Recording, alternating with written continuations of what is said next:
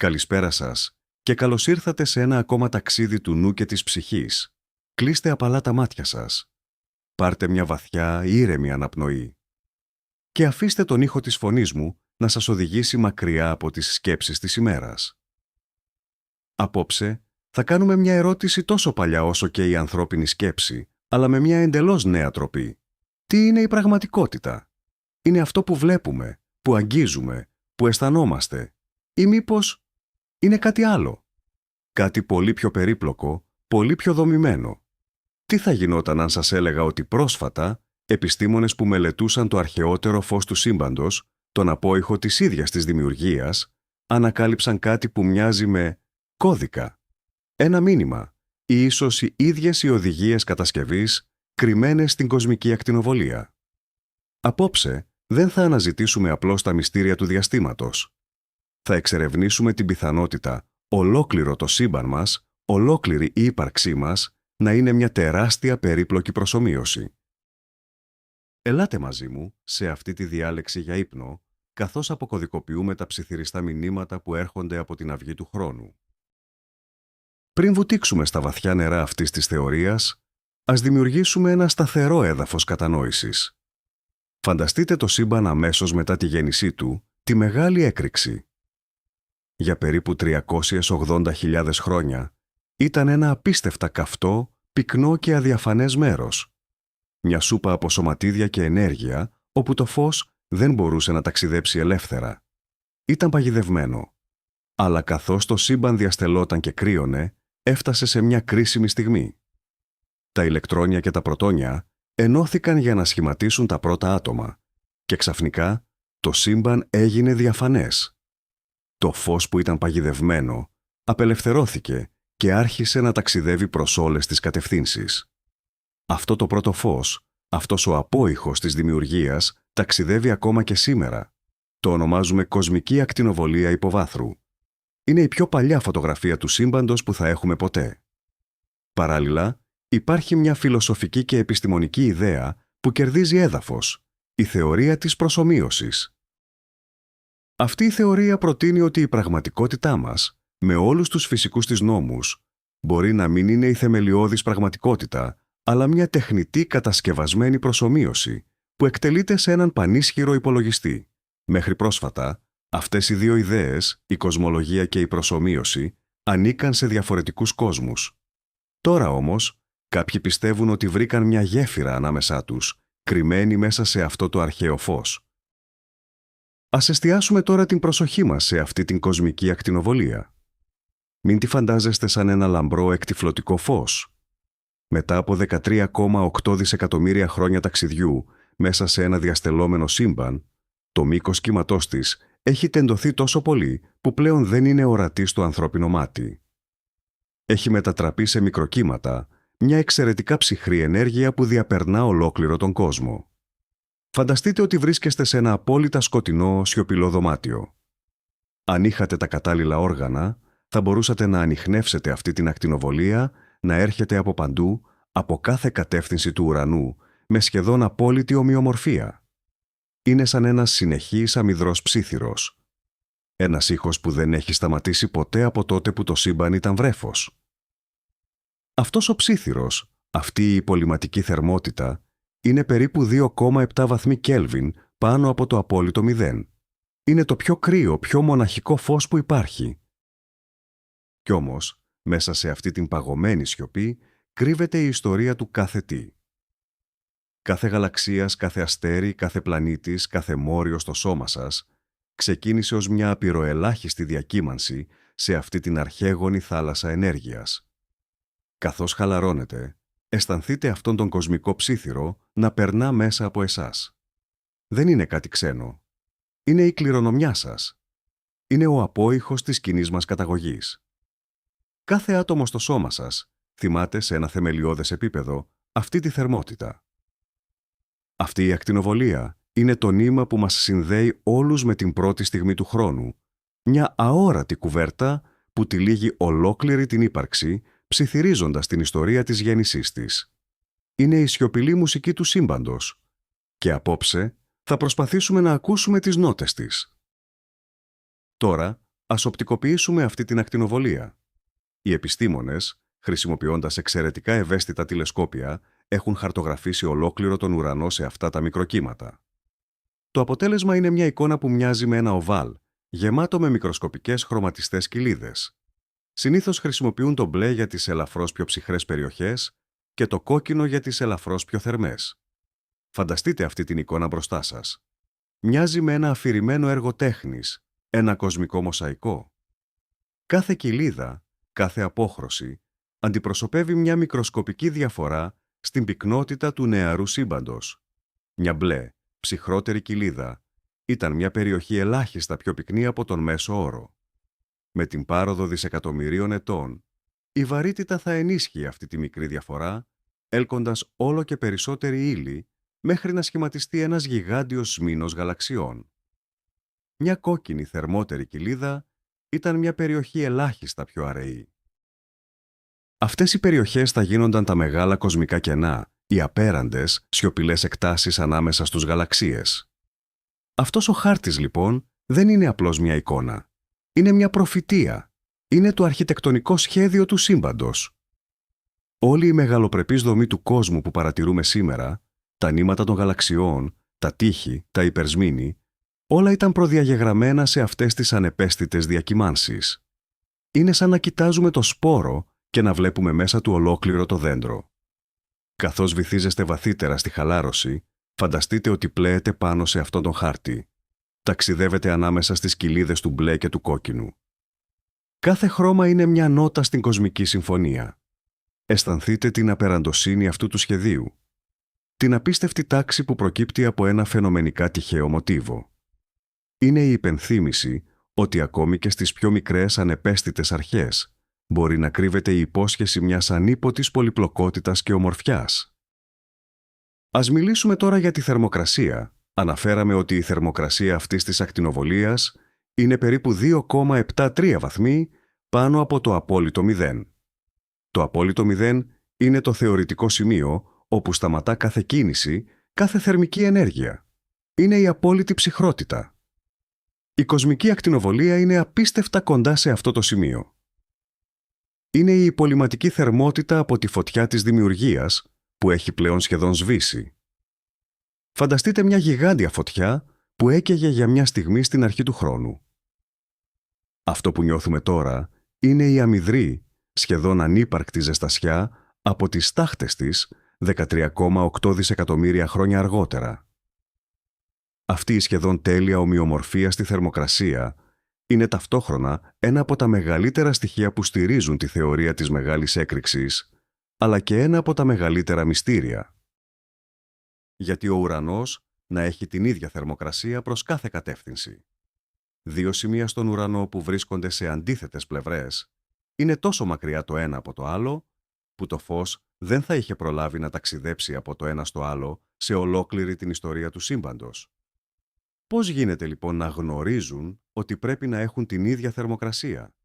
Είναι σαν να βρίσκετε δύο ανθρώπους στις αντίθετες άκρες της γης που δεν έχουν συναντηθεί ποτέ να μιλούν την ίδια, άγνωστη διάλεκτο.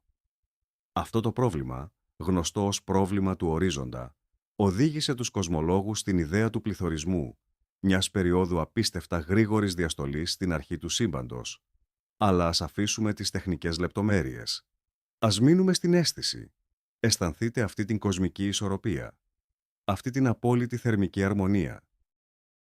Είναι σαν το σύμπαν να πήρε μια βαθιά ανάσα και να κράτησε την αναπνοή του, επιτρέποντας σε κάθε σημείο του να βρει την ίδια γαλήνια θερμοκρασία, πριν αρχίσει το μεγάλο ταξίδι της εξέλιξης.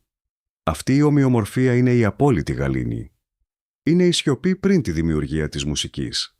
Είναι ο καμβάς, καθαρός και έτοιμος, πάνω στον οποίο θα ζωγραφιστεί η ιστορία. Η ηλικία αυτού του φωτός είναι κάτι που ο ανθρώπινος νους δυσκολεύεται να συλλάβει. 13,8 δισεκατομμύρια χρόνια. Προσπαθήστε να το φανταστείτε. Η ιστορία ολόκληρης της ανθρωπότητας είναι ένα απειροελάχιστο κλάσμα του δευτερολέπτου σε αυτή τη χρονική κλίμακα.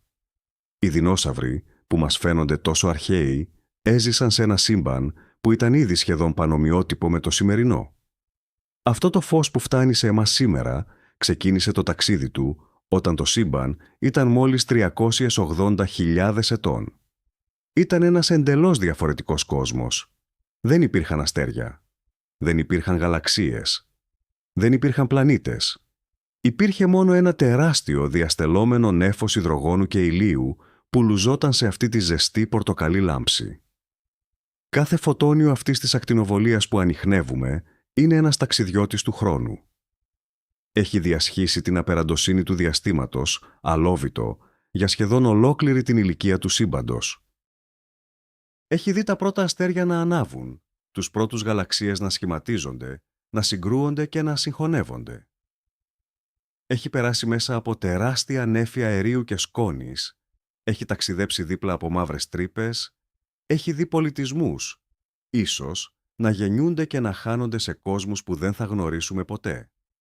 Και τώρα, στο τέλος του απίστευτου ταξιδιού του, φτάνει σε εμάς.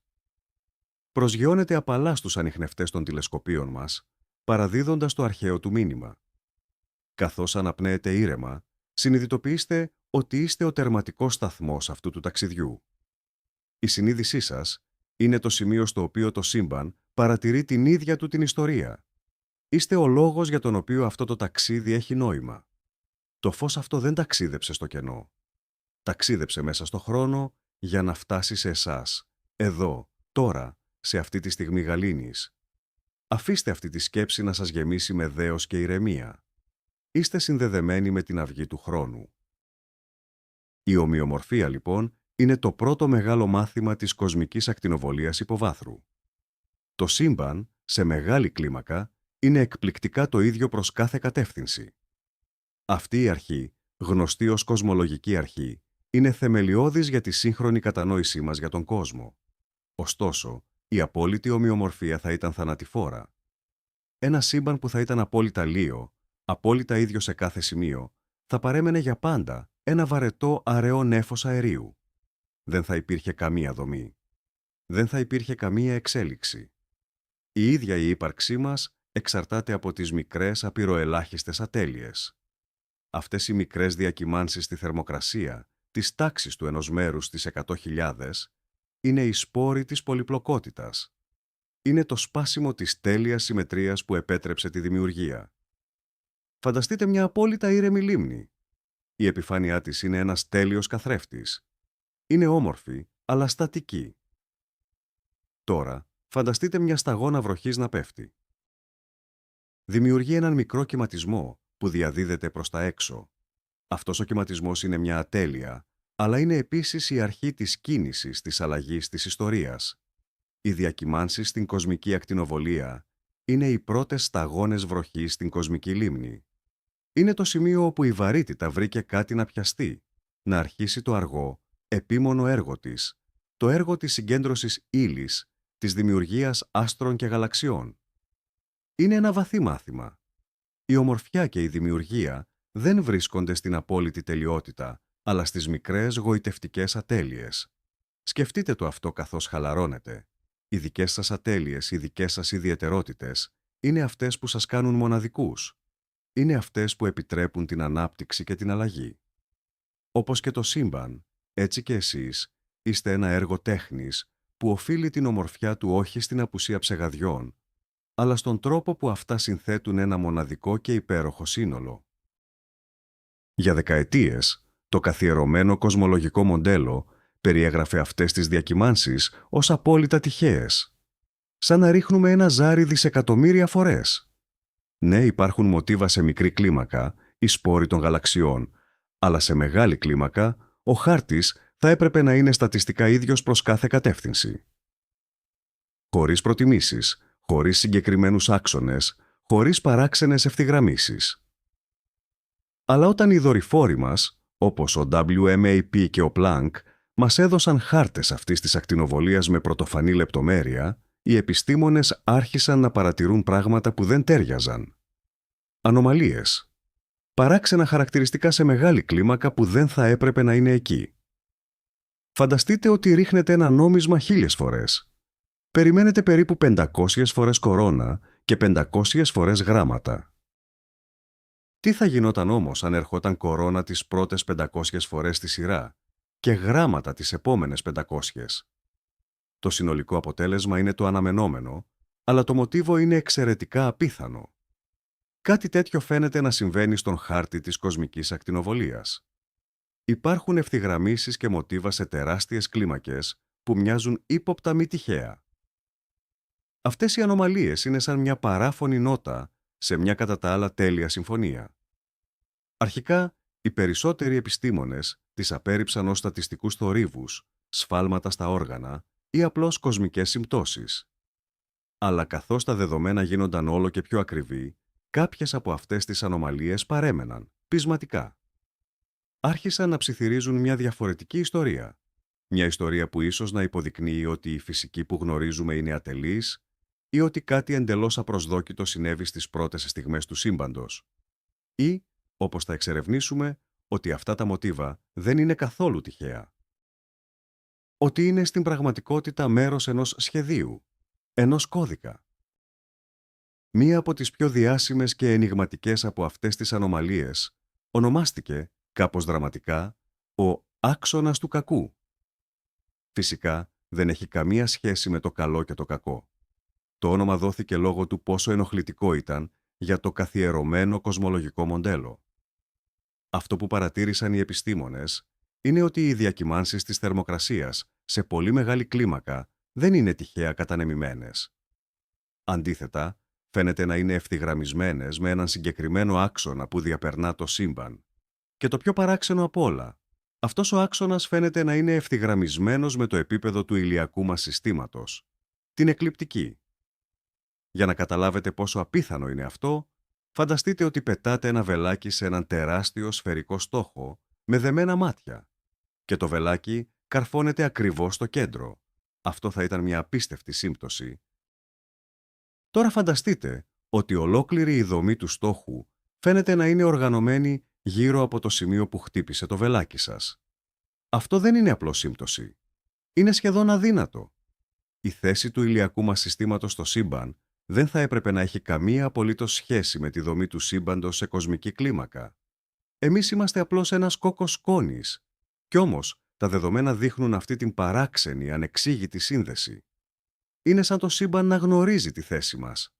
Αυτή η ανακάλυψη έχει προκαλέσει αμέτρητες συζητήσεις. Είναι ένα τεράστιο κοσμικό λάθος στατιστικής. Ή μήπως είναι το πρώτο πραγματικό στοιχείο ότι η θέση μας στο σύμπαν δεν είναι τυχαία. Ότι υπάρχει κάτι θεμελιωδώς ξεχωριστό για τον τόπο και τον χρόνο μας.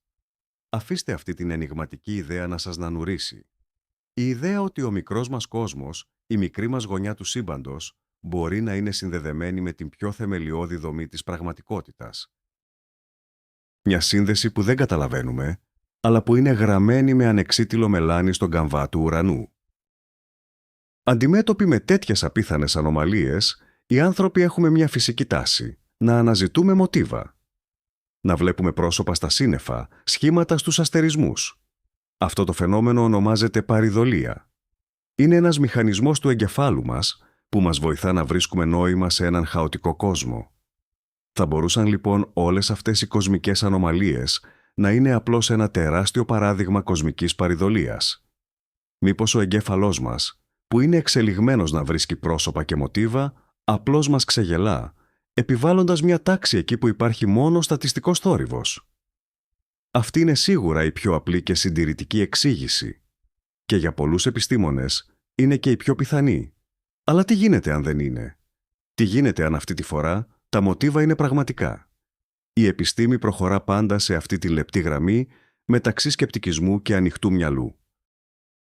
Πρέπει να είμαστε επιφυλακτικοί απέναντι σε εξωφρενικούς ισχυρισμούς, αλλά πρέπει επίσης να είμαστε έτοιμοι να αμφισβητήσουμε τις πιο θεμελιώδεις παραδοχές μας όταν τα στοιχεία το απαιτούν.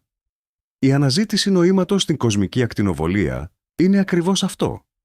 Είναι μια άσκηση ισορροπίας. Από τη μία πλευρά, ο κίνδυνος να πέσουμε θύματα της δικής μας επιθυμίας να βρούμε ένα βαθύτερο νόημα. Από την άλλη, ο κίνδυνος να αγνοήσουμε ένα πραγματικό μήνυμα επειδή είναι πολύ παράξενο για να το πιστέψουμε. Καθώς αφήνεστε στην αγκαλιά του ύπνου, σκεφτείτε αυτή την ισορροπία. Η ζωή μας είναι γεμάτη από φαινομενικά τυχαία γεγονότα. Προσπαθούμε να βρούμε το νήμα που τα συνδέει, να δημιουργήσουμε μια αφήγηση. Μερικές φορές το νήμα είναι φανταστικό, αλλά μερικές φορές είναι πραγματικό. Η πρόκληση είναι να μάθουμε να διακρίνουμε τη διαφορά. Και ίσως, μόνο ίσως, το σύμπαν να μας δίνει τώρα ένα μάθημα για το πώς να το κάνουμε μέσα από τον αρχαίο του απόϊχο. Εδώ είναι που η συζήτηση παίρνει μια συναρπαστική τροπή. Ας αφήσουμε για λίγο την κοσμολογία και ας μπούμε στον κόσμο της πληροφορίας. Τον 20ο αιώνα, μια επανάσταση συνέβη στην επιστήμη και την τεχνολογία με την ανάπτυξη της θεωρίας της πληροφορίας. Μάθαμε ότι η πληροφορία δεν είναι απλώς μια αφηρημένη έννοια. Είναι κάτι φυσικό, κάτι που μπορεί να μετρηθεί, να αποθηκευτεί και να επεξεργαστεί. Η βασική μονάδα της πληροφορίας είναι το bit, μια απλή επιλογή μεταξύ δύο καταστάσεων, το 0 και το 1. Ολόκληρος ο ψηφιακός μας κόσμος, από τις φωτογραφίες στο κινητό σας μέχρι αυτή την αφήγηση, είναι χτισμένος πάνω σε αυτές τις απλές μονάδες. Μερικοί φυσικοί, όπως ο διάσημος John Archibald Wheeler, άρχισαν να αναρωτιούνται τι θα γινόταν αν το σύμπαν, στο πιο θεμελιώδες του επίπεδο, δεν ήταν φτιαγμένο από ύλη και ενέργεια, αλλά από πληροφορία. Η περίφημη φράση του «Eat from bit» συμπυκνώνει αυτή την ιδέα. Η ιδέα ότι κάθε τι που υπάρχει, κάθε σωματίδιο, κάθε πεδίο, κάθε φυσικός νόμος, προκύπτει από απλές διακριτές μονάδες πληροφορίας.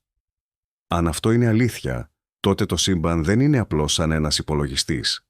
Είναι ένας υπολογιστής. Ένας κβαντικός υπολογιστής τεραστίων, ασύλληπτων διαστάσεων. Και αν το σύμπαν είναι ένας υπολογιστής, τότε πρέπει να εκτελεί κάποιο πρόγραμμα. Πρέπει να ακολουθεί έναν κώδικα. Αυτή η ιδέα, αν και ακούγεται σαν επιστημονική φαντασία, έχει βαθιές ρίζες στην κβαντική μηχανική. Στον κβαντικό κόσμο, οι ιδιότητες των σωματιδίων δεν είναι καθορισμένες μέχρι να τις παρατηρήσουμε.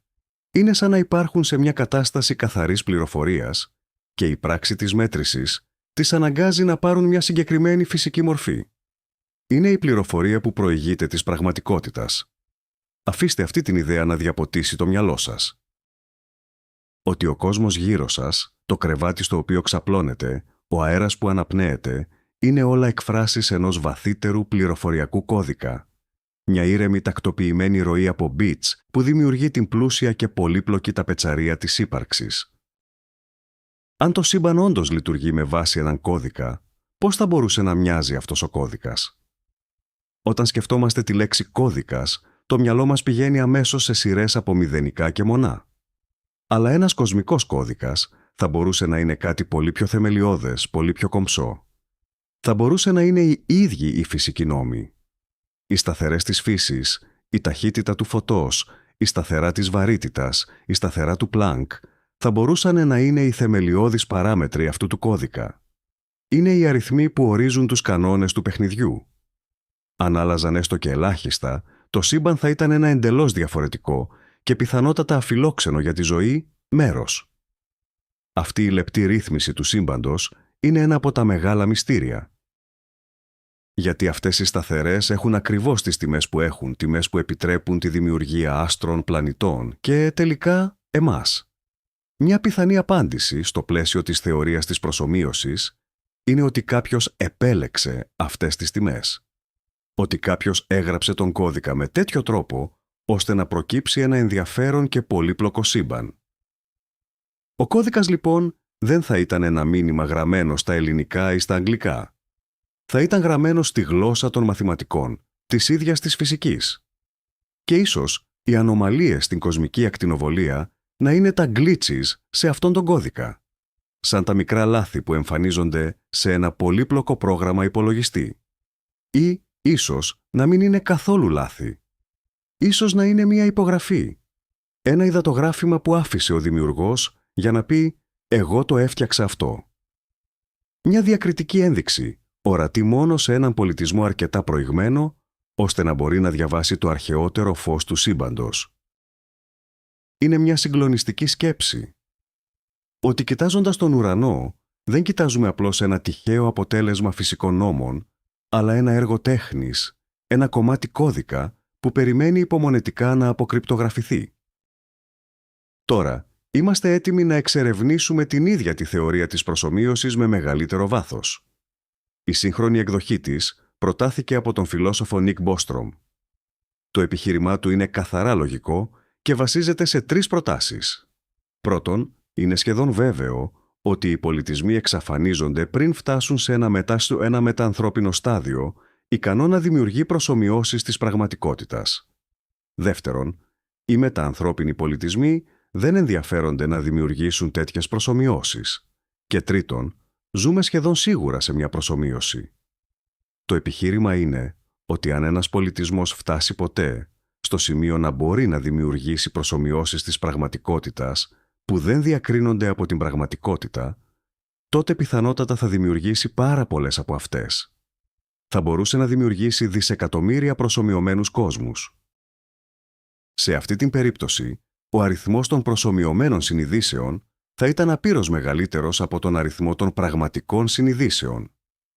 Επομένως, στατιστικά, είναι συντριπτικά πιο πιθανό εμείς να είμαστε μία από αυτές τις προσομοιωμένες συνειδήσεις παρά να ανήκουμε στον αρχικό, θεμελιώδη κόσμο. Ας μη μας τρομάζει αυτή η ιδέα. Ας την αγκαλιάσουμε με περιέργεια. Το να ζούμε σε μια προσομοίωση δεν σημαίνει απαραίτητα ότι η ζωή μας είναι ψεύτικη ή χωρίς νόημα. Το συναίσθημά σας, η αγάπη σας, η χαρά σας, ο πόνος σας είναι πραγματικά για εσάς. Η προσομοίωση είναι απλώς το υπόστρωμα πάνω στο οποίο εκτιλήσεται η πραγματικότητά σας. Φανταστείτε ότι είστε ένας χαρακτήρας σε ένα πολύ προηγμένο βιντεοπαιχνίδι. Οι εμπειρίες σας μέσα στο παιχνίδι είναι αυθεντικές. Το ότι το παιχνίδι τρέχει σε έναν σερβερ κάπου αλλού δεν μειώνει την αξία των επιλογών και των συναισθημάτων σας. Ίσως μάλιστα να την αυξάνει. Ίσως να σημαίνει ότι η ύπαρξή μας έχει έναν σκοπό, έναν λόγο. Ίσως είμαστε μέρος ενός μεγάλου πειράματος, μιας καλλιτεχνικής δημιουργίας ή απλώς μιας εξερεύνησης του τι θα γινόταν αν. Ποιος θα μπορούσε να είναι ο δημιουργός, ο προγραμματιστής αυτής της προσομοίωσης? Η φαντασία μας μπορεί να οργιάσει. Θα μπορούσε να είναι ένας απίστευτα προηγμένος εξωγήινος πολιτισμός, που έφτασε στην τεχνολογική μοναδικότητα εκατομμύρια χρόνια πριν από εμάς. Για αυτούς, η δημιουργία ολόκληρων συμπάντων θα μπορούσε να είναι τόσο απλή, όσο για εμάς το να γράφουμε ένα πρόγραμμα στον υπολογιστή. Θα μπορούσαν να είναι οι απόγονοί μας από ένα μακρινό μέλλον. Ίσως να τρέχουν προσομοιώσεις των προγόνων για να μελετήσουν την ιστορία τους, για να καταλάβουν από πού προήλθαν. Σε αυτή την περίπτωση, εμείς θα ήμασταν απλώς ιστορικές αναπαραστάσεις. Θα μπορούσε να είναι ένα όνει μια νοημοσύνη που βρίσκεται εκτός της δικής μας κατανόησης του χώρου και του χρόνου. Κάτι που δεν μπορούμε καν να αρχίσουμε να περιγράφουμε με τις λέξεις μας. Κάτι που θα μπορούσαμε να αποκαλέσουμε Θεό, αλλά με μια τεχνολογική πληροφοριακή έννοια. Αλλά ίσως η πιο ενδιαφέρουσα πιθανότητα είναι ότι ο δημιουργός είμαστε εμείς οι ίδιοι. Στην κβαντική φυσική, η πράξη της παρατήρησης φαίνεται να επηρεάζει την πραγματικότητα. Ίσως το σύμπαν να είναι ένα είδος συμμετοχικού συστήματος.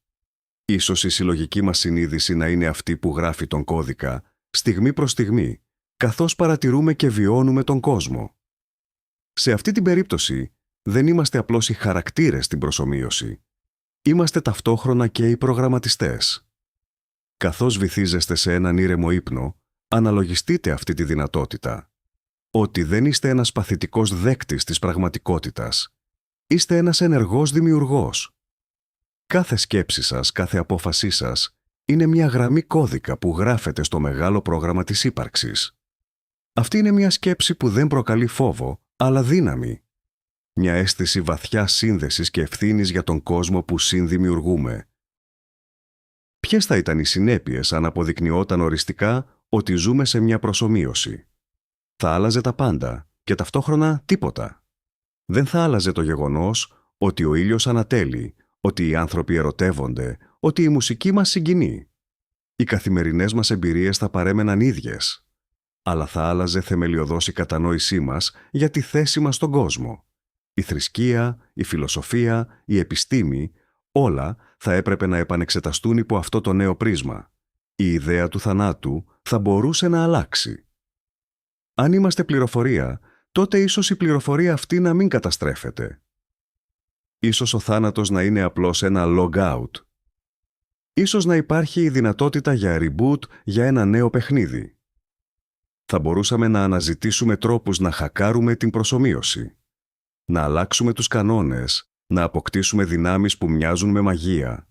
Θα μπορούσαμε να προσπαθήσουμε να επικοινωνήσουμε με τους δημιουργούς, να τους στείλουμε ένα μήνυμα, να τους ρωτήσουμε για τον σκοπό της ύπαρξής μας. Όμως, ας μην εστιάσουμε σε αυτές τις δραματικές αλλαγές. Ας εστιάσουμε στην πιο προσωπική εσωτερική συνέπεια. Η γνώση ότι ο κόσμος μας είναι μια κατασκευή θα μπορούσε να μας απελευθερώσει. Θα μπορούσε να μας βοηθήσει να μην παίρνουμε τα πράγματα τόσο σοβαρά. Αν όλα είναι ένα παιχνίδι, τότε μπορούμε να παίξουμε. Μπορούμε να πειραματιστούμε, να εξερευνήσουμε, να δημιουργήσουμε, χωρίς τον φόβο της οριστικής αποτυχίας. Μπορεί να μας διδάξει να βλέπουμε την ομορφιά στην ίδια την κατασκευή, να θαυμάζουμε την κομψότητα του κώδικα, την πολυπλοκότητα των αλγορίθμων, την απίστευτη υπολογιστική ισχύ που απαιτείται για να προσομοιωθεί ένα ολόκληρο σύμπαν. Θα μπορούσε να μας γεμίσει με ένα αίσθημα ευγνωμοσύνης. Ευγνωμοσύνης που έχουμε την ευκαιρία να βιώσουμε αυτή την απίστευτη, περίτεχνη, μυστηριώδη προσομοίωση. Αφήστε αυτή την αίσθηση ευγνωμοσύνης να σας πλημμυρίσει καθώς παραδίνεστε στον ύπνο. Ας μην αντιμετωπίζουμε την προσομοίωση ως κάτι ψυχρό και μηχανικό. Ας την δούμε σαν ένα έργο τέχνης. Φανταστείτε έναν ζωγράφο που δημιουργεί έναν ολόκληρο κόσμο πάνω στον καμβά του. Οι χαρακτήρες σε αυτόν τον πίνακα δεν είναι πραγματικοί, με την έννοια ότι δεν αναπνέουν, αλλά οι ιστορίες τους, τα συναισθήματά τους, μπορούν να είναι απόλυτα αληθινά για όποιον κοιτάζει τον πίνακα. Ο κόσμος μας θα μπορούσε να είναι ένα τέτοιο έργο τέχνης. Ένα έργο τέχνης φτιαγμένο όχι από μπογιά, αλλά από πληροφορία. Κάθε φυσικός νόμος είναι μια πινελιά του καλλιτέχνη. Κάθε σωματίδιο είναι μοτ τσάτκα χρώματος. Η εξέλιξη της ζωής, η άνοδος της συνείδησης, ο ανθρώπινος πολιτισμός, όλα θα μπορούσαν να είναι μέρος της αφήγησης που ο καλλιτέχνης ήθελε να πει. Υπό αυτό το πρίσμα, οι ανομαλίες στην κοσμική ακτινοβολία δεν είναι γκλίτσες, είναι η υπογραφή του καλλιτέχνη στη γωνία του πίνακα. Είναι το χαρακτηριστικό στυλ του, οι μικρές ατέλειες που κάνουν το έργο του μοναδικό και αναγνωρίσιμο. Αυτή η οπτική γωνία αλλάζει τα πάντα. Δεν είμαστε τα αποτελέσματα μιας τυφλής αδιάφορης διαδικασίας. Είμαστε μέρος ενός σκόπιμου σχεδίου, μιας δημιουργίας που έχει αισθητική αξία. Η ομορφιά ενός ηλιοβασιλέματος, η πολυπλοκότητα ενός ανθρώπινου ματιού, η αρμονία της μουσικής δεν είναι απλώς τυχαία υποπροϊόντα της φυσικής. Είναι εγγενή στοιχεία του καλλιτεχνικού οράματος. Καθώς χαλαρώνετε, σκεφτείτε τον εαυτό σας ως ένα κομμάτι αυτού του έργου τέχνης. Είστε μια μοναδική αναντικατάστατη πινελιά.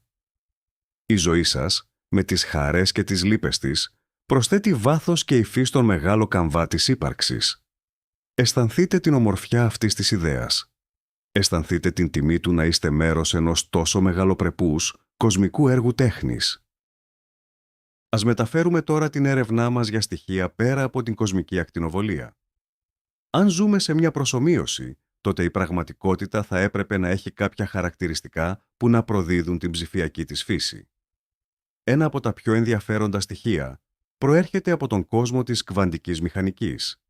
Στον ψηφιακό κόσμο, οι οθόνες αποτελούνται από pixels, τις μικρότερες δυνατές μονάδες εικόνας. Δεν μπορείς να κάνεις zoom επάπειρον. Σε κάποιο σημείο θα δεις τα μεμονωμένα τετραγωνάκια. Πολλοί φυσικοί πιστεύουν ότι και ο χωροχρόνος μπορεί να είναι κβαντισμένος, δηλαδή να αποτελείται από αδιέρετες μονάδες. Η μικρότερη δυνατή απόσταση ονομάζεται μήκος Πλανκ. Είναι ένας αριθμός τόσο αδιανόητα μικρός, που αν ένα άτομο μεγεθυνόταν στο μέγεθος του παρατηρήσιμου σύμπαντος, το μήκος Πλανκ θα είχε το μέγεθος ενός δέντρου. Η ιδέα ότι ο ίδιος ο χώρος έχει pixels είναι απόλυτα συμβατή με την ιδέα ότι ζούμε σε μια προσομοίωση. Θα σήμαινε ότι η ανάλυση του σύμπαντός μας, αν και τεράστια, δεν είναι άπειρη. Υπάρχει ένα όριο. Ένα άλλο παράξενο κβαντικό φαινόμενο είναι το φαινόμενο του παρατηρητή.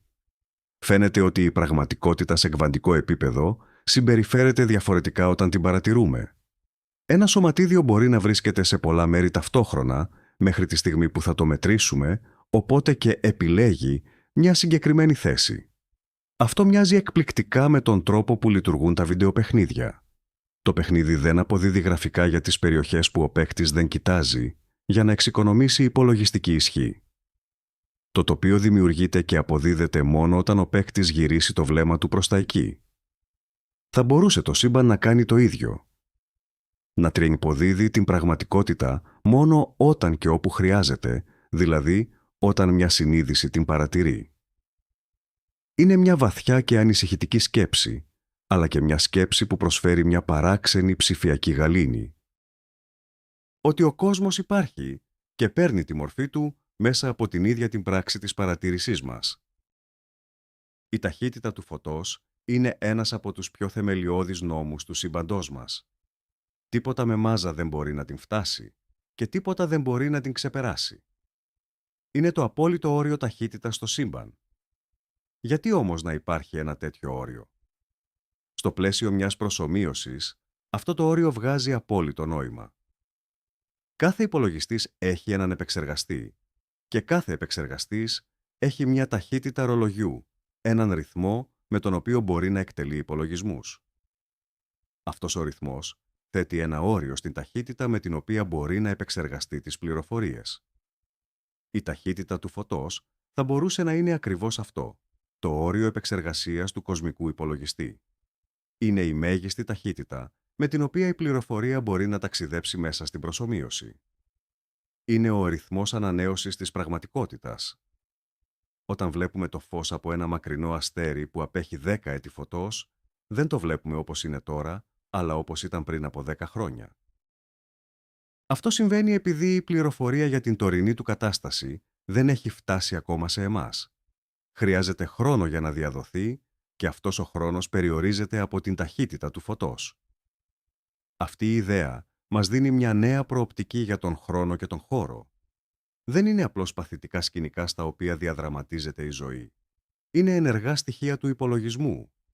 Ο χώρος είναι το δίκτυο και ο χρόνος είναι η ταχύτητα του ρολογιού του επεξεργαστή. Ας αισθανθούμε αυτό το κοσμικό όριο.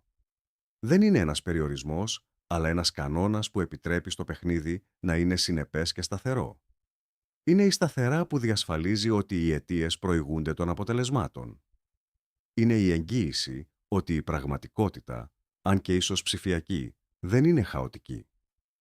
Υπάρχει μια τάξη, ένας ρυθμός, ένας παλμός. Ο παλμός του κοσμικού επεξεργαστή, που χτυπά με τον σταθερό, αιώνιο ρυθμό της ταχύτητας του φωτός. Ένα ακόμα στοιχείο που ενισχύει την ιδέα της προσομοίωσης είναι η παράξενη αποτελεσματικότητα των μαθηματικών στην περιγραφή του φυσικού κόσμου. Ο φυσικός Eugene Wigner έγραψε ένα διάσημο δοκίμιο με τίτλο «Η παράλογη αποτελεσματικότητα των μαθηματικών στις φυσικές επιστήμες». Γιατί οι αφηρημένες, καθαρά νοητικές κατασκευές των μαθηματικών περιγράφουν με τόση ακρίβεια τη συμπεριφορά του σύμπαντος. Από την κίνηση των πλανητών μέχρι τη συμπεριφορά των κβαντικών σωματιδίων, οι εξισώσεις φαίνεται να ξεκλειδώνουν τα μυστικά της φύσης. Αυτό είναι ένα βαθύ φιλοσοφικό μυστήριο. Αν όμως το σύμπαν είναι μια προσομοίωση, τότε το μυστήριο εξαφανίζεται. Είναι αυτονόητο. Το σύμπαν θα ήταν από τη φύση του μαθηματικό. Οι φυσικοί νόμοι θα ήταν οι αλγόριθμοι. Οι μαθηματικές εξισώσεις δεν θα περιέγραφαν απλώς την πραγματικότητα. Θα ήταν η πραγματικότητα. Θα ήταν ο ίδιος ο πηγαίος κώδικας του προγράμματος. Όταν ένας φυσικός ανακαλύπτει μια νέα εξίσωση, στην πραγματικότητα κάνει αντίστροφη μηχανική, reverse engineering, στον κώδικα του σύμπαντος. Διαβάζει το εγχειρίδιο οδηγιών που έγραψε ο προγραμματιστής. Αυτό εξηγεί γιατί ο κόσμος είναι τόσο κατανοητός. Δεν θα έπρεπε να είναι. Δεν υπάρχει κανένας προφανής λόγος για τον οποίο ένα σύμπαν που προέκυψε από το χάος θα έπρεπε να υπακούει σε κομψούς, απλούς και ανακαλύψιμους μαθηματικούς νόμους. Αλλά αν σχεδιάστηκε, αν προγραμματίστηκε, τότε η κατανοησιμότητά του είναι ένα αναμενόμενο χαρακτηριστικό. Είναι σαν να βρίσκουμε ένα ρολόι στην παραλία. Η πολυπλοκότητα και η τάξη του υποδηλώνουν έναν ορολογοποιό. Η μαθηματική τάξη του σύμπαντος ίσως να υποδηλώνει έναν κοσμικό προγραμματιστή. Αφήστε τον εαυτό σας να παρασυρθεί από αυτή την ιδέα της μαθηματικής αρμονίας. Κάθε τι γύρω σας, από τη σπήρα ενός κοχυλιού μέχρι την τροχιά ενός πλανήτη, ακολουθεί αυτούς τους κομψούς κανόνες. Είναι η απόδειξη μιας βαθιάς κρυμμένης λογικής. Μιας λογικής που μπορούμε σιγά-σιγά να αρχίσουμε να καταλαβαίνουμε. Ας επιστρέψουμε όμως στην κοσμική ακτινοβολία και στον υποτιθέμενο κωδικά της.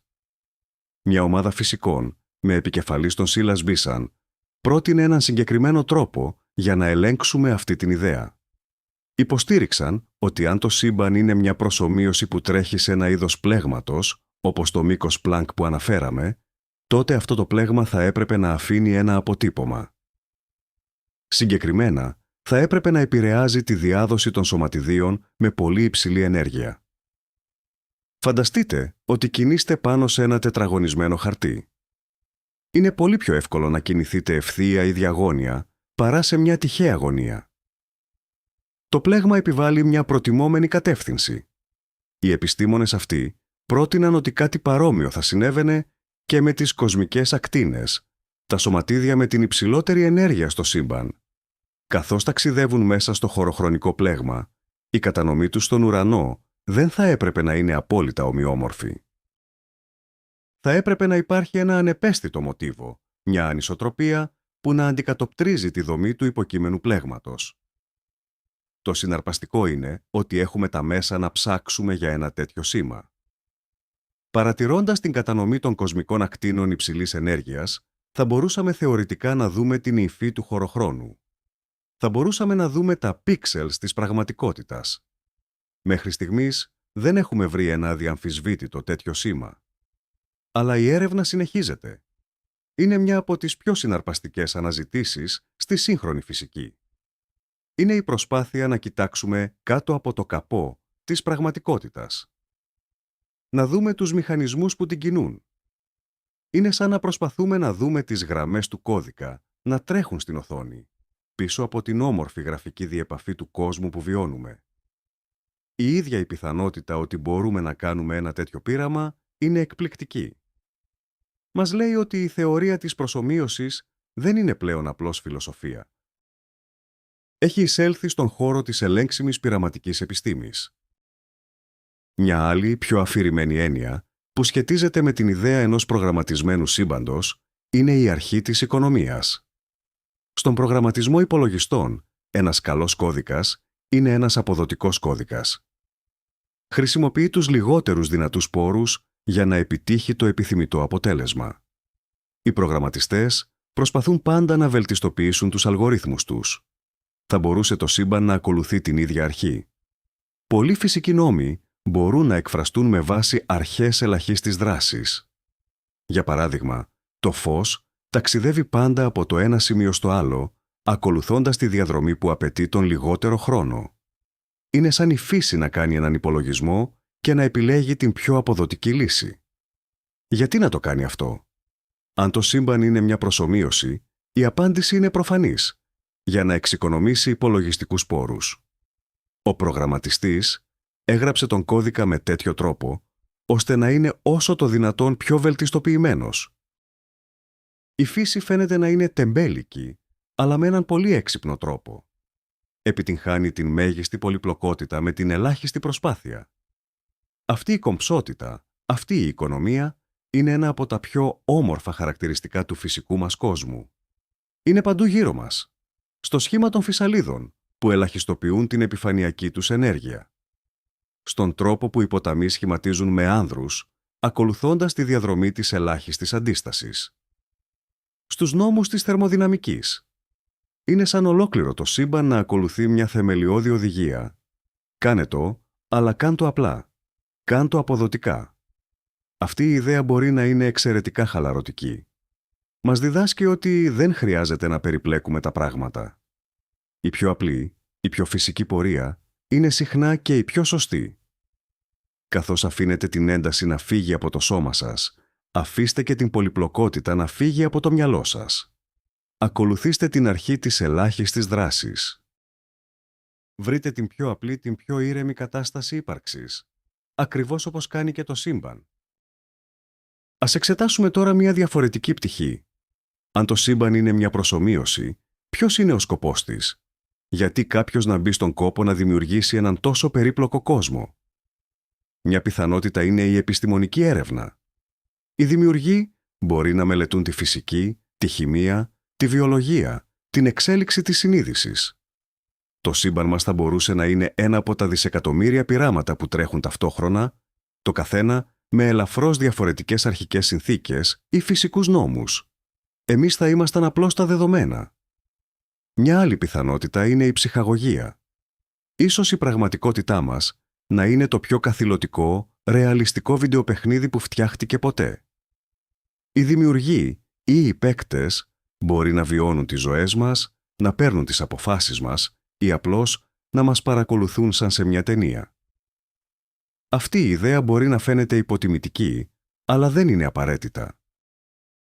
Ακόμα και μέσα σε ένα παιχνίδι, μπορεί κανείς να μάθει, να εξελιχθεί, να νιώσει αληθινά συναισθήματα.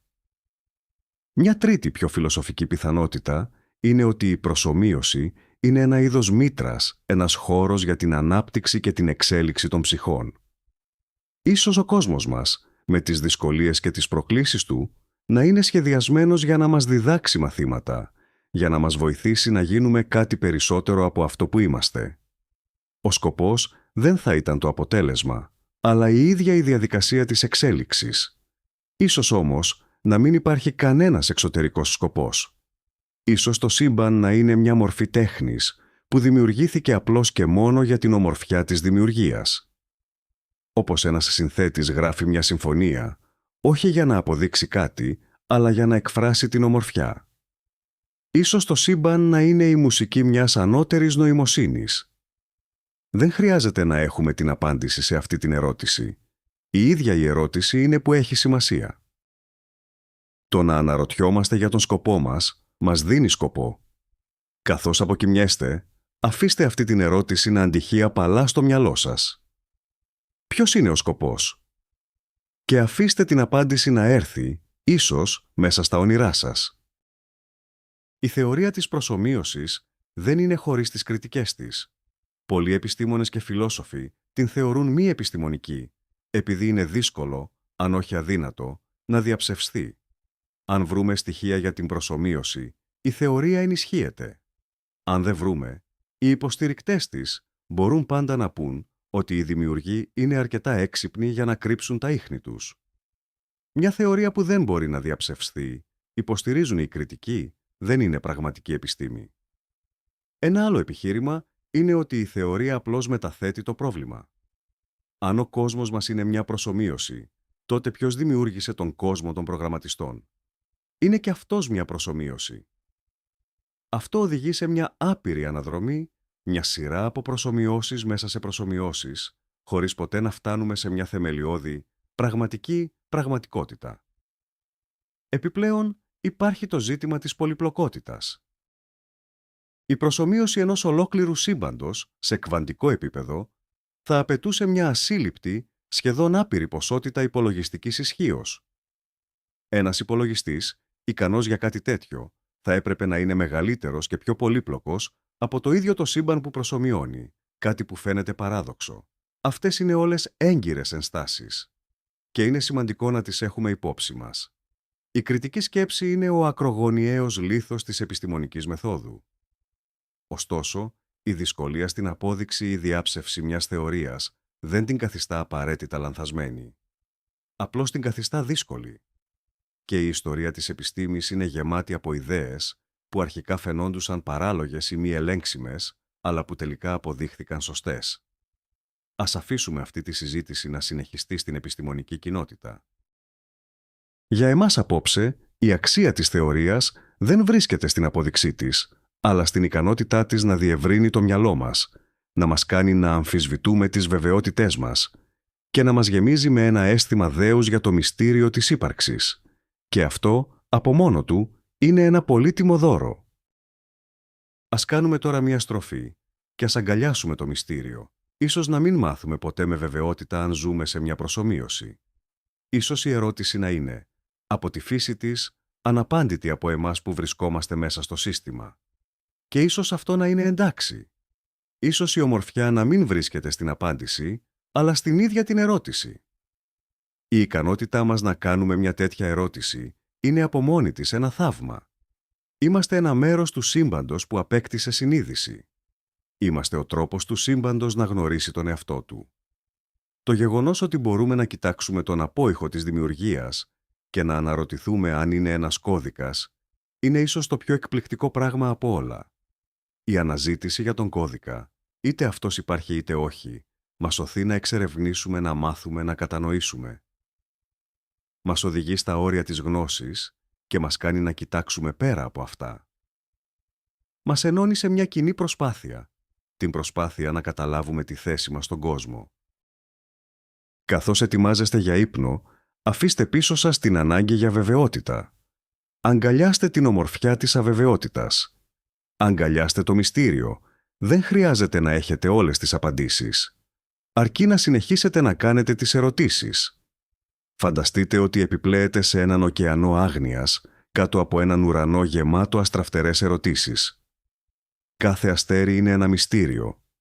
Δεν χρειάζεται να τα φτάσετε όλα. Απλώς απολαύστε το φως τους. Απολαύστε την ομορφιά του νυχτερινού ουρανού. Απολαύστε τη γαλήνη του να μην γνωρίζετε. Σε αυτή την άγνοια υπάρχει ελευθερία. Υπάρχει ειρήνη. Υπάρχει χώρος για όνειρα.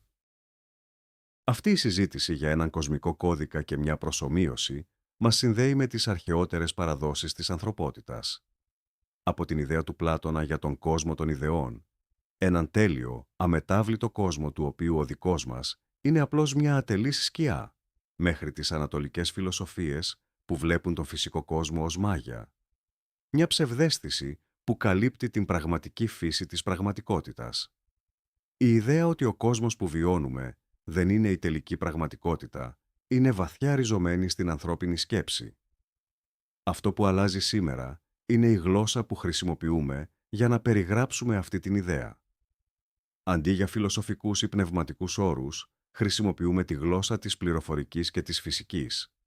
Μιλάμε για κώδικα, για επεξεργαστές, για πίξελς και για αλγορίθμους. Είναι η ίδια αρχαία ιδέα, ντυμένη με τα ρούχα του 21ου αιώνα. Αυτό είναι συναρπαστικό. Δείχνει ότι οι βαθύτερες ερωτήσεις της ανθρωπότητας παραμένουν οι ίδιες, ακόμα και αν τα εργαλεία που χρησιμοποιούμε για να τις εξερευνήσουμε αλλάζουν.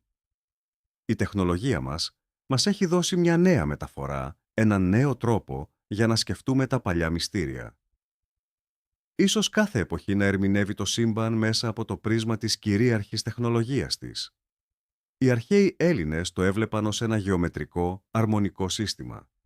Στην εποχή της βιομηχανικής επανάστασης, το έβλεπαν ως ένα γιγάντιο ορολογιακό μηχανισμό. Σήμερα, στην εποχή της πληροφορίας, το βλέπουμε ως έναν γιγάντιο υπολογιστή. Ποια θα είναι η επόμενη μεταφορά? Δεν ξέρουμε. Αλλά η διαδικασία είναι η ίδια. Είναι η αιώνια προσπάθεια του ανθρώπινου νου να βρει το δικό του πρόσωπο στον καθρέφτη του σύμπαντος. Και σε αυτή την προσπάθεια υπάρχει μια βαθιά διαχρονική ομορφιά. Η συνείδηση είναι ίσως το μεγαλύτερο μυστήριο από όλα. Πώς γίνεται μια συλλογή από άτομα, ένας εγκέφαλος, να παράγει την υποκειμενική εμπειρία του να είσαι, την αίσθηση του κόκκινου, τη γεύση της φράουλας, το συναίσθημα της αγάπης? Η επιστήμη δεν έχει καμία απάντηση σε αυτό το δύσκολο πρόβλημα της συνείδησης. Στο πλαίσιο της θεωρίας της προσομοίωσης, η συνείδηση παίρνει μια νέα διάσταση. Αν είμαστε προσομοιωμένα όντα, τότε και η συνείδησή μας είναι προσομοιωμένη. Είναι μέρος του προγράμματος. Αυτό δεν λύνει το πρόβλημα, αλλά το τοποθετεί σε ένα διαφορετικό πλαίσιο. Ίσως η συνείδηση να μην είναι ένα υποπροϊόν της βιολογίας, αλλά μια θεμελιώδης ιδιότητα του ίδιου του κώδικα. Ίσως ο σκοπός της προσομοίωσης να είναι ακριβώς αυτός, η δημιουργία και η εξερεύνηση της συνείδησης. Φανταστείτε τον κοσμικό προγραμματιστή. Ίσως να είναι μια νοημοσύνη χωρίς υποκειμενική εμπειρία και δημιούργησε το σύμπαν μας για να δει πώς είναι. Για να βιώσει τον κόσμο μέσα από τα δικά μας μάτια, μέσα από τα δικά μας συναισθήματα. Σε αυτή την περίπτωση, η συνείδησή μας δεν είναι απλώς ένα παθητικό χαρακτηριστικό. Είναι το κεντρικό στοιχείο του δράματος. Είμαστε οι αισθητήρες του σύμπαντος. Είμαστε τα όργανα μέσα από τα οποία ο δημιουργός βιώνει τη δημιουργία του. Αυτή η σκέψη μπορεί να μας γεμίσει με ένα αίσθημα ευθύνης και σκοπού. Η εμπειρία μας έχει αξία. Η χαρά μας, η λύπη μας, η περιέργειά μας, όλα έχουν σημασία. Είναι τα δεδομένα που τροφοδοτούν το μεγάλο πείραμα. Καθώς παραδίνεστε στον ύπνο, εστιάστε για μια στιγμή στην ίδια σας τη συνείδηση. Σε αυτή την ήσυχη εσωτερική φλόγα που σας κάνει να είστε εσείς. Είναι το πιο πολύτιμο πράγμα που έχετε. Είναι το παράθυρό σας προς την πραγματικότητα, όποια κι αν είναι αυτή. Φροντίστε την, τιμήστε την. Ας επιστρέψουμε για μια τελευταία φορά στον χάρτη της κοσμικής ακτινοβολίας υποβάθρου. Σε αυτό το μοσαϊκό του μπλε και του κόκκινου. Μετά από όλη αυτή τη συζήτηση, ίσως να το βλέπετε διαφορετικά τώρα.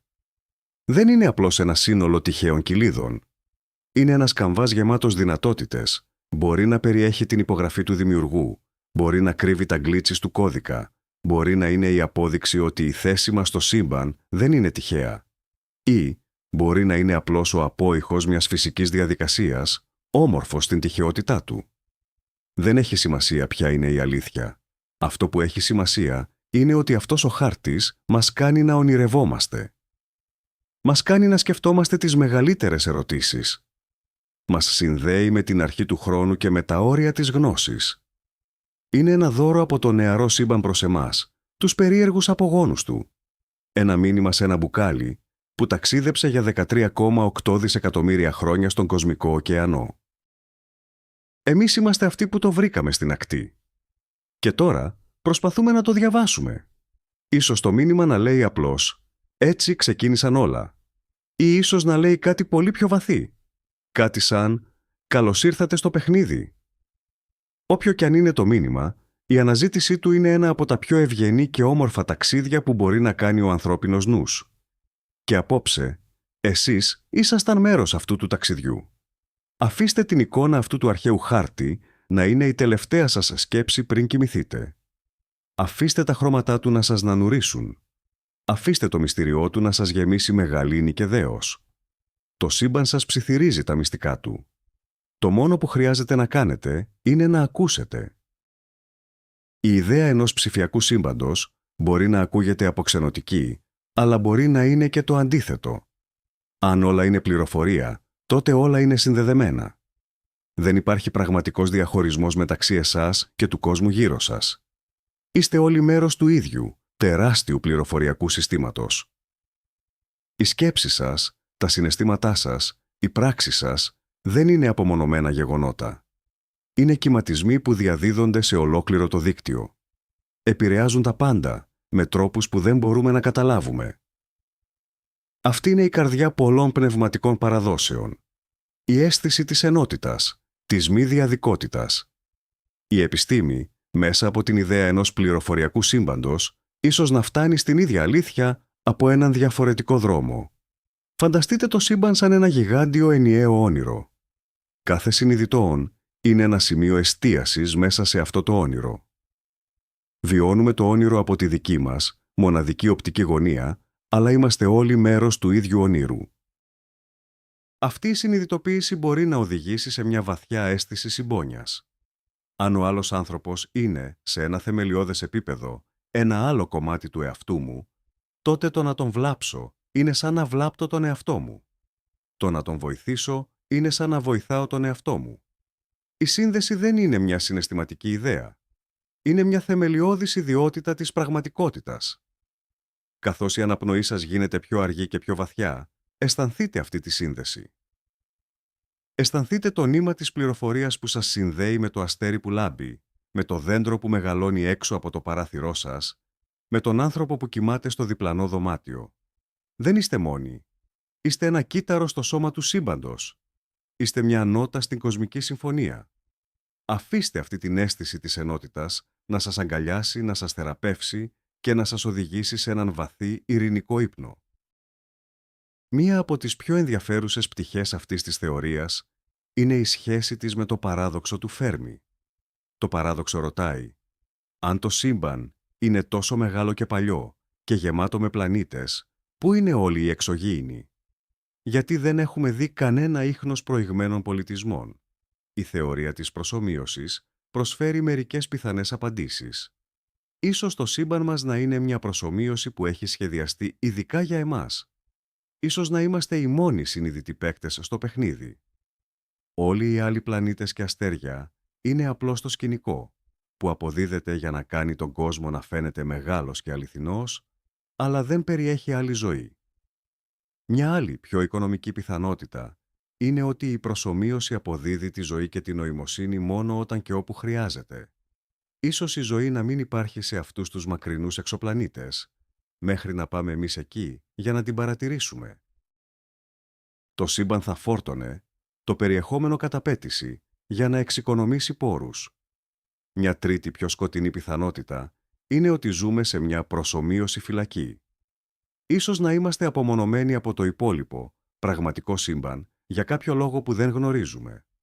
Το φράγμα της ταχύτητας του φωτός θα μπορούσε να είναι το τείχος της φυλακής μας, που μας εμποδίζει να έρθουμε σε επαφή με άλλους πολιτισμούς.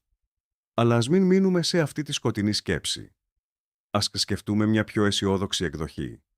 Ίσως οι άλλοι πολιτισμοί να υπάρχουν, αλλά να γνωρίζουν ότι ζουν σε μια προσομοίωση. Και ίσως να έχουν βρει τρόπους να επικοινωνούν ή να ταξιδεύουν όχι μέσα στην προσομοίωση, αλλά έξω από αυτήν, σε ένα ανώτερο επίπεδο πραγματικότητας. Ίσως η σιωπή του σύμπαντος να μην είναι σημάδι απουσίας, αλλά σημάδι ότι οι άλλοι έχουν αποφυτίσει. Έχουν περάσει στο επόμενο επίπεδο. Και ίσως, μια μέρα, να το κάνουμε κι εμείς. Τι θα γινόταν αν ο κώδικας στην κοσμική ακτινοβολία δεν ήταν απλώς μια υπογραφή, αλλά ένα πραγματικό μήνυμα? Τι θα μπορούσε να λέει?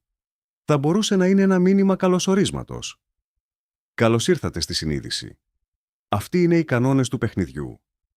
Θα μπορούσε να περιέχει τις απαντήσεις στα μεγαλύτερα ερωτήματα της φυσικής, μια ενοποιημένη θεωρία των πάντων. Θα μπορούσε να είναι μια προειδοποίηση.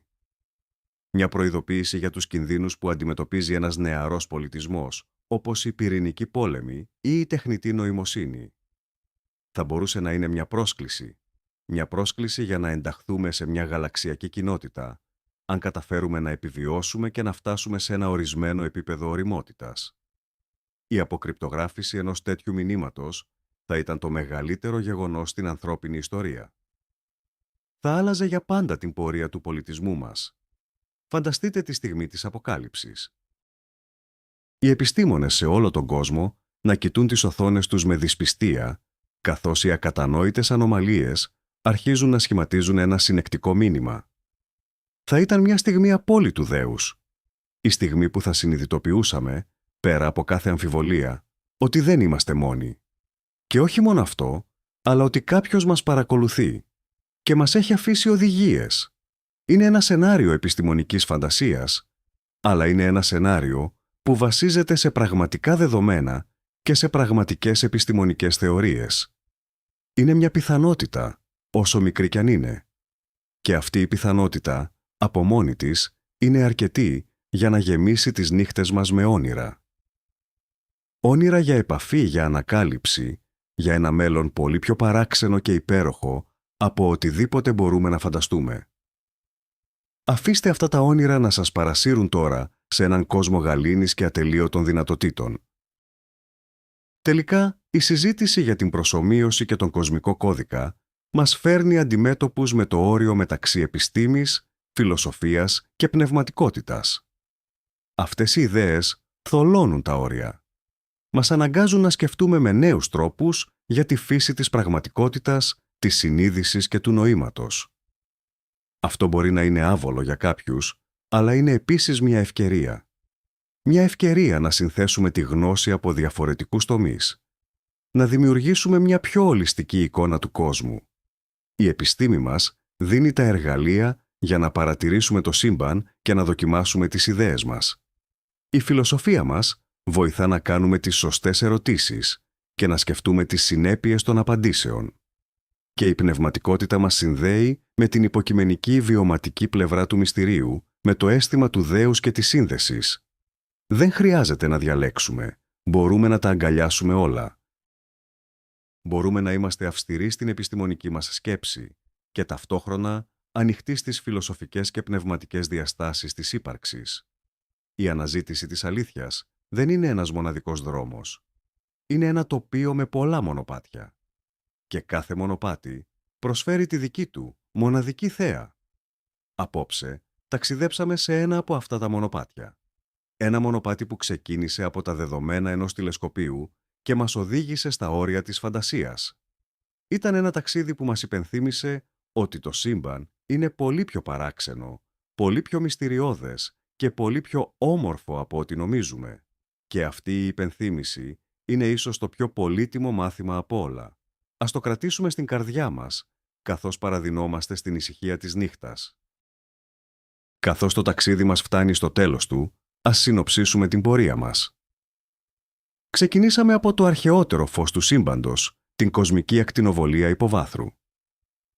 Είδαμε πως αυτός ο απόϊχος της δημιουργίας, αν και σχεδόν απόλυτα ομοιόμορφος, περιέχει μικρές ατέλειες, τους σπόρους όλης της δομής που βλέπουμε σήμερα.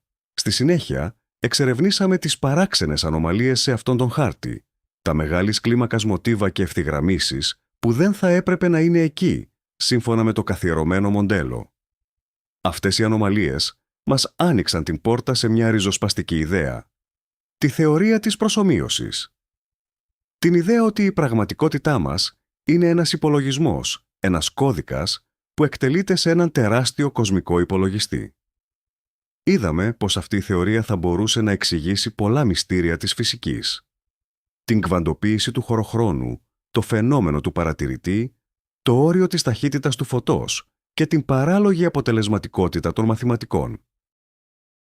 Αναρωτηθήκαμε για τη φύση του προγραμματιστή και τον σκοπό της προσομοίωσης. Εξετάσαμε τις συνέπειες αυτής της ιδέας, όχι ως κάτι τρομακτικό, αλλά ως κάτι που θα μπορούσε να μας απελευθερώσει, να μας γεμίσει με δέος και ευγνωμοσύνη. Τέλος, αγκαλιάσαμε το μυστήριο, αναγνωρίζοντας ότι η ομορφιά βρίσκεται στην ερώτηση, όχι απαραίτητα στην απάντηση. Ήταν ένα μεγάλο ταξίδι. Ένα ταξίδι που μας πήγε από την αρχή του χρόνου μέχρι τα όρια της πραγματικότητας. Και τώρα ήρθε η ώρα να ξεκουραστείτε. Αφήστε όλες αυτές τις ιδέες να καταλαγιάσουν σαν τη σκόνη των αστεριών. Αφήστε τις να γίνουν το υλικό για τα όνειρά σας. Ο ύπνος είναι κι αυτός ένα είδος ταξιδιού σε έναν άλλο κόσμο, έναν κόσμο που δημιουργεί το δικό σας μυαλό. Ποιος ξέρει, ίσως κι αυτός ο κόσμος να έχει τους δικούς του κώδικες, τα δικά του μυστήρια που περιμένουν να τα ανακαλύψετε. Και κάπως έτσι, η απόψινή μας διάλεξη ύπνου φτάνει στο τέλος της.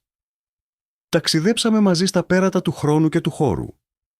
Κοιτάξαμε την πρώτη φωτογραφία του σύμπαντος και αναρωτηθήκαμε αν αυτό που βλέπουμε είναι η τυχαία ομορφιά της φύσης ή το περίτεχνο σχέδιο ενός μεγάλου προγραμματιστή.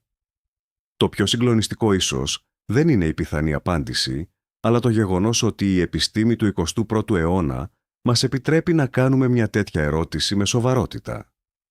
Η ιδέα ότι ζούμε σε μια προσομοίωση δεν είναι πλέον επιστημονική φαντασία. Είναι μια ελέγξιμη υπόθεση, μια γραμμή έρευνας στα σύνορα της φυσικής. Και οι ανομαλίες στην κοσμική ακτινοβολία, αυτός ο άξονας του κακού και οι άλλες παράξενες ευθυγραμμίσεις είναι τα πρώτα, ενιγματικά στοιχεία που μας κάνουν να σταματήσουμε και να σκεφτούμε. Μήπως ο κόσμος δεν είναι αυτό που φαίνεται?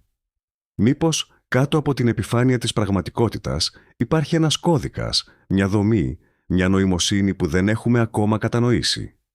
Αυτή είναι η μεγάλη ανατροπή. Ότι το μεγαλύτερο μυστήριο μπορεί να μην είναι εκεί έξω, στα μακρινά αστέρια, αλλά εδώ, στην ίδια τη φύση της ύπαρξής μας. Σας ευχαριστώ που ταξιδέψατε μαζί μου απόψε. Ελπίζω αυτή η εξερεύνηση να σας έφερε γαλήνη, περιέργεια και ένα αίσθημα σύνδεσης με το μεγάλο κοσμικό μυστήριο του οποίου είμαστε όλοι μέρος. Αν σας άρεσε αυτό το ταξίδι, μην ξεχάσετε να κάνετε εγγραφή στο κανάλι και να πατήσετε το κουμπί του like. Μας βοηθάει να συνεχίσουμε να δημιουργούμε τέτοιες εμπειρίες για εσάς. Και τώρα θα ήθελα να ακούσω τις δικές σας σκέψεις. Αφήστε ένα σχόλιο παρακάτω και πείτε μου. Αν μπορούσατε να στείλετε ένα μήνυμα πίσω στον προγραμματιστή του σύμπαντος, τι θα του λέγατε? Καληνύχτα και όνειρα γλυκά, γεμάτα αστέρια και όμορφες προσομοιώσεις.